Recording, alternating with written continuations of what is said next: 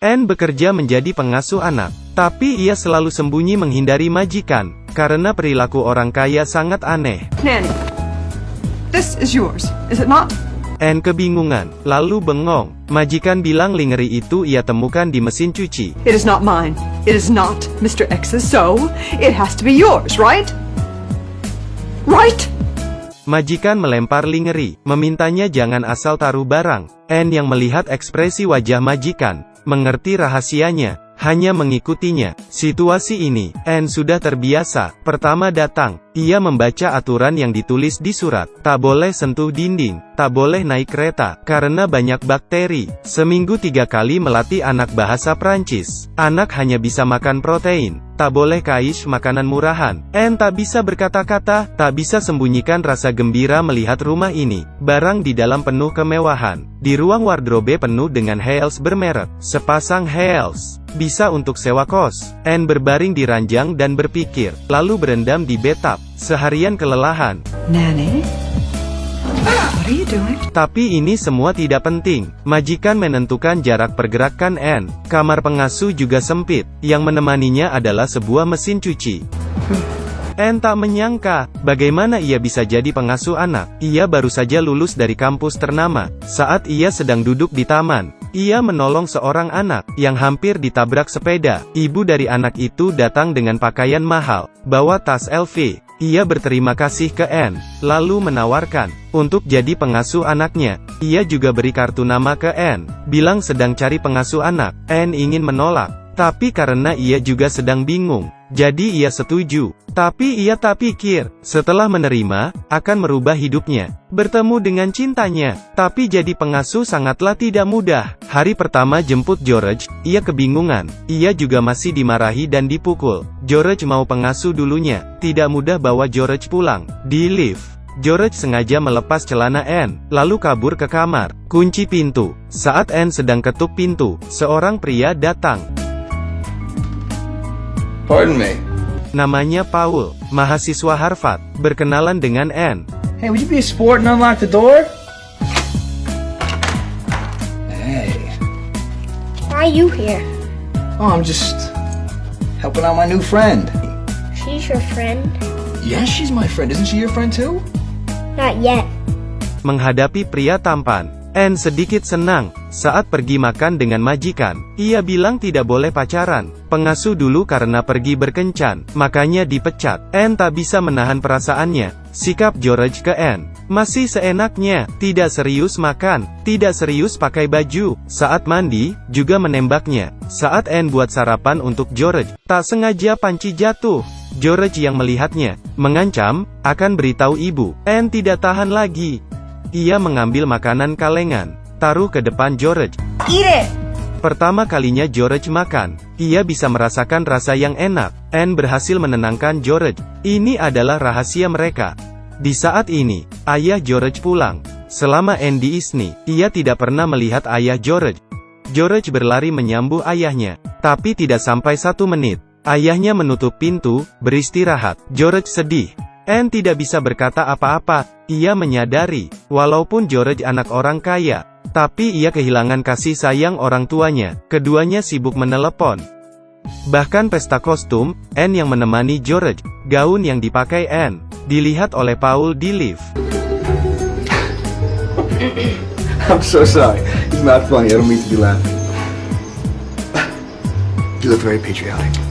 Hari itu, orang tua George bertengkar. Anne bawa George ke kamar, pasang tenda bersamanya, menghindar dari suara pertengkaran itu. You know what, Nanny? What, Grove? I love you best. Di dalam hati George, setiap hari yang menemaninya makan dan bermain, adalah orang yang paling ia sayang. Hubungan mereka semakin dalam. Anne bawa George mencoba suatu hal yang baru. Makan es, naik kereta, pergi ke museum. Malam itu, hari Anne libur, tapi majikan menolak. Hari ini dia harus ikut acara pertemuan pengasuh. Di sini majikan berbicara jelek tentang pengasuh mereka. Pengasuh hanya menunduk.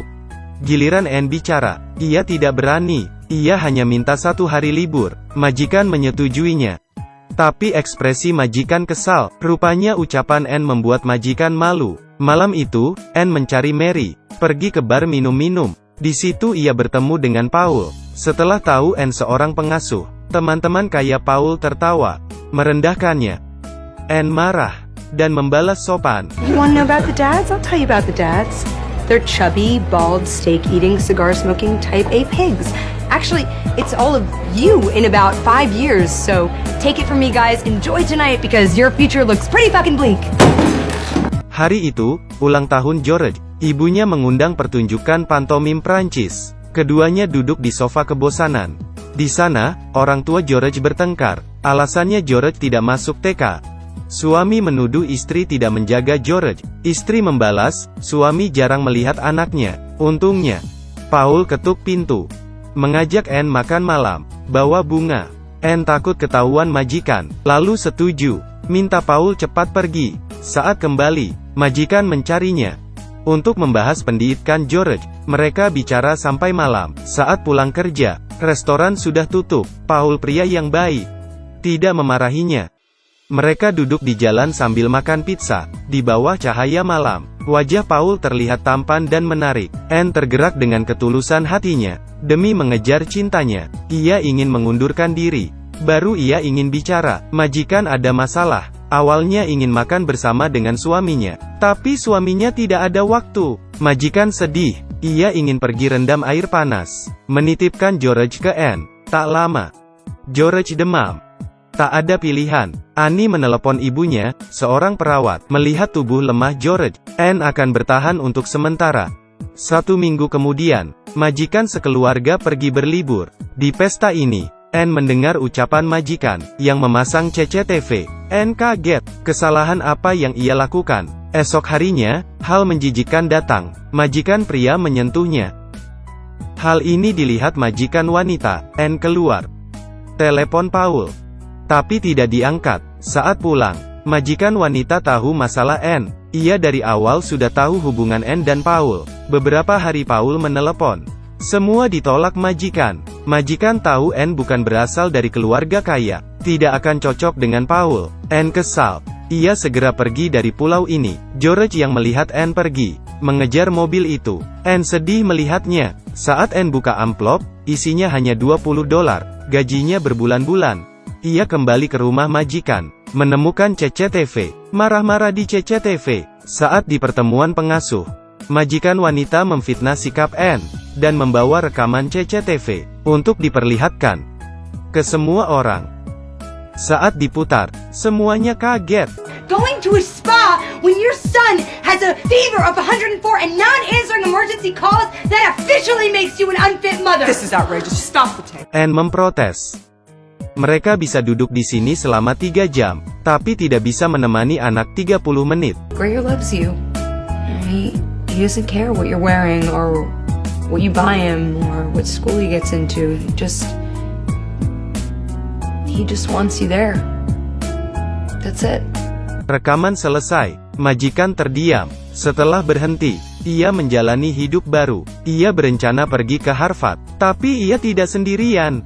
Paul datang kasih surat. Isinya ucapan terima kasih majikan wanita ke Anne. Ia sudah bercerai, hidup bersama dengan George. Ia akan pakai waktunya untuk menjaga George. Anne sangat senang. Pengalamannya selama 2 bulan sangat berharga. Mengingatkannya, ada orang bilang, saat hidupmu hilang, sebaiknya masuk ke dalam lingkungan baru, agar bisa mengenal diri sendiri lebih baik, dan membuat pilihan tepat.